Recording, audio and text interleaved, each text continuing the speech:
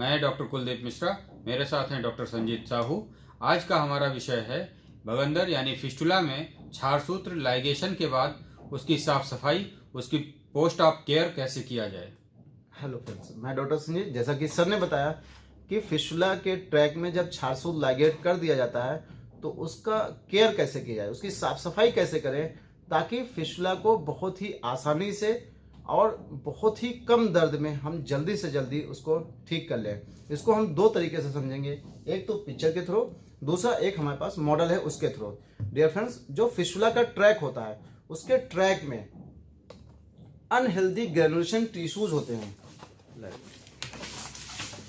जैसे कि आप देख रहे हैं, ये फिस्टुला की एक्सटर्नल ओपनिंग है और ये फिस्टुला की इंटरनल ओपनिंग है। ये पूरा फिस्टुला का ट्रैक है।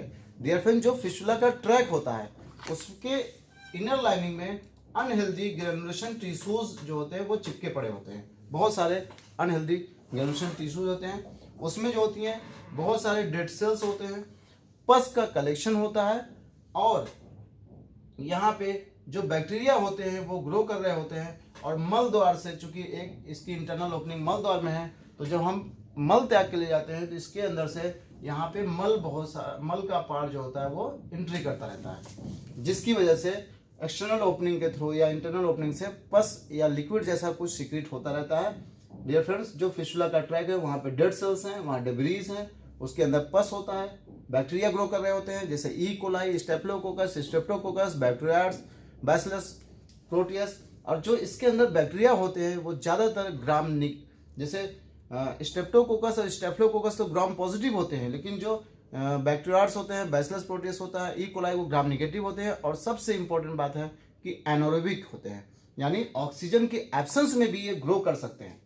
तो डियर फ्रेंड, अगर हम इसको अच्छे से रोज वॉश कर दें सुबह शाम तो हम फिस्टुला को बहुत जल्दी ठीक कर लेंगे, यहाँ से पस बहुत कम आएगा। और डियर फ्रेंड्स, सबसे अच्छी बात है कि जो आज हम ऑयल का आपको बताने जा रहे हैं, जिसको हम इसमें पुश करने वाले हैं, उससे क्षारसूत्र की जो क्षारीयता होती है, क्योंकि क्षारसूत्र में क्या है, स्नूही क्षीर, अपामार्ग और हल्दी की कोटिंग होती है, उसको हम डिस्टर्ब नहीं करते हैं। और हमारी जो कटिंग और हीलिंग की प्रोसेस है उसको बिना डिस्टर्ब किए हम इस ट्रैक को साफ करते रहें तो हम जल्दी से जल्दी इस घाव को यानी फिस्टुला के ट्रैक को पूर्ण रूप से ठीक कर लेते हैं। डियर फ्रेंड्स, इसके लिए हम लोग यूज करते हैं, जैसे आपका जताई तेल यूज कर सकते हैं, अपामार्ग क्षार तेल यूज कर सकते हैं, और एक आता है क्षार तेल, उसको भी हम यूज कर सकते हैं। इसको करते कैसे हैं डियर फ्रेंड्स, जैसे कि एक हमने प्लास्टिक की सिरिंज है जो कि 5 ml के मेरे हाथ में है। हमने अपामार्ग क्षार तेल या जाताई तेल, इसको हल्का सा हमने जैसे यहाँ पे ले लिया। अब हम क्या करेंगे, पहले मैं इसमें आपको दिखा देता हूँ इसका बेनिफिट का। जैसे हम एक्सटर्नल ओपनिंग में अगर हम इसको ऑयल को पुश करेंगे तो ये तेल, ये जो ऑयल है ये आयुर्वेदिक मेडिकेटेड ऑयल है। इसमें बहुत सारी औषधियाँ हैं जो कि घाव को भरने में भी हेल्प करती हैं, बैक्टीरिया के ग्रोथ को रोकती हैं, जो क्षारसूत्र की वजह से जो यहाँ पे डेड सेल्स या डेब्रीज यहाँ पे कलेक्ट हुई हैं, जो यहाँ पे टिश्यूज इकट्ठा हुए हैं, वो इस तरफ से वॉश आउट हो जाएंगे। यानी मल त्याग के समय अगर कोई भी मल का पार्टिकल इस ट्रैक में पड़ा हुआ है तो वो भी जैसे हम इसको तेल को पुश करेंगे वो उस तरफ चला जाएगा और यहाँ पे फिस्टुला के ट्रैक में पस का फॉर्मेशन कम होगा। डियर फ्रेंड, एक फायदा इसका और है, अगर मान लेते हैं यहाँ पे पस कलेक्ट हो गया तो क्या होता है, एक डर होता है फिस्टुला में सेकेंडरी ट्रैक्स बन जाते हैं, यानी एक फिस्टुला का ट्रैक और बन जाता है, या यहाँ पे कोई कैविटी बन जाती है, यहाँ पे कोई कैविटी बन जाती है, यानी यहाँ पे एक फोड़ा बनने का चांस रहता है। तो हम अगर रेगुलर बेसिस पे मॉर्निंग और इवनिंग अगर इसमें क्षार तेल या अपामार्ग क्षार तेल या जाताई तेल पुश करते रहेंगे तो जो भी डेड सेल्स है या जो पस का कलेक्शन है, बैक्टीरिया यहाँ ग्रो कर रहे हैं, वो वॉश आउट होते रहेंगे और हीलिंग जल्दी होगी। तो हम एक मॉडल ट्यूब से आपको समझाने की कोशिश कर रहे हैं। जैसे मान लेते हैं यहाँ पे ये एनल कैनाल है डियर फ्रेंड्स, जैसा कि आप यहाँ पे देख रहे हैं, ये इसकी इंटरनल ओपनिंग है जैसा कि आप यहाँ देख रहे हैं, और ये इसकी एक्सटर्नल ओपनिंग है, और यहाँ पे क्षारसूत्र लाइगेट आप देख रहे हैं हुआ है।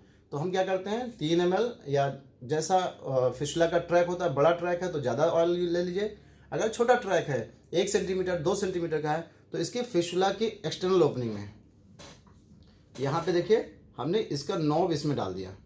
अब आप देखेंगे हमने इसका नोब इसमें डाल दिया, पूरी नोब डाल दी। अब देखिए हम इसमें जब इधर से ट्रैक को देखेंगे तो देखिए ऑयल यहाँ से आ रहा है। तो इससे फ़ायदा क्या हुआ डियर फ्रेंड्स? फ़ायदा ये हुआ कि जो इस फिस्टुला के, देखिए ये हमने पूरा ऑयल कर दिया और ये ऑयल क्या हुआ, एनल वर्ड से पूरा बाहर आ गया। अब इससे फ़ायदा क्या हुआ? फ़ायदा ये हुआ कि मान लीजिए हमने इसमें से ऑयल पुश किया तो इसके अंदर से जो डेड सेल थी, डेब्रीज थी, पस सेल्स था, जो यहाँ पे बैक्टीरिया ग्रो कर रहे थे या फॉरेन पार्टिकल था, वो पूरा वॉश आउट होके एनल कैनाल में चला गया, एनल वर्ड से बाहर आ गया।